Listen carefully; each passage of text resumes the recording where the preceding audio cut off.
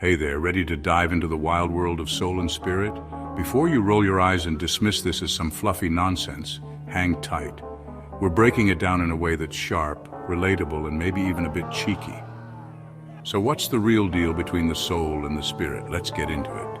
All right, let's dive into the soul. Think of the soul as your internal hard drive, your personal data vault. It's the raw core of who you are, your values, beliefs, and all that deep emotional stuff. It's where you stash your memories, your traumas, and your joys. It's also where you process and internalize your experiences. Basically, it's your inner self or mind.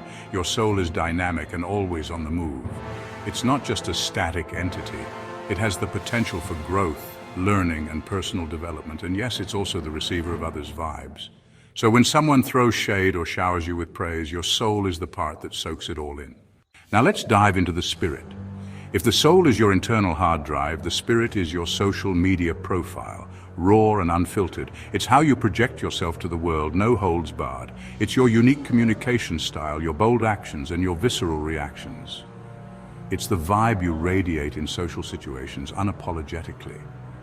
Your spirit is the bridge between your inner world and the chaotic external environment. It's how you channel the complex, raw contents of your soul into observable actions and behaviors. So if your soul values kindness, your spirit might unleash this through acts of generosity. On the flip side, if your soul harbors unresolved anger, your spirit might erupt as irritability or aggression. So what's the deal with the soul and spirit clashing? Imagine it as a never-ending battle. Your spirit is like a rebellious translator, taking the chaotic, intense contents of your soul and throwing them out into the world. This clash fuels growth and transformation. As your soul evolves through intense experiences and deep reflection, your spirit's expression morphs too. And the reverse is true. Deliberately altering your spirit's expression can shake up the essence of your soul.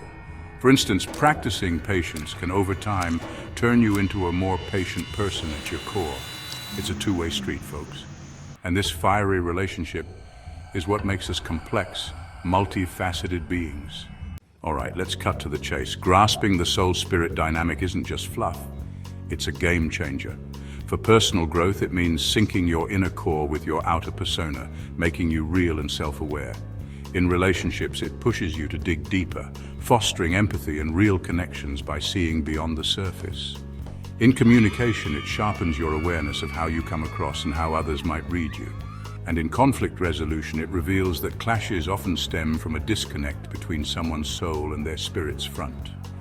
This insight can turn you into a more compassionate and effective problem solver. So there you have it, a raw, unfiltered take on the difference between the soul and the spirit.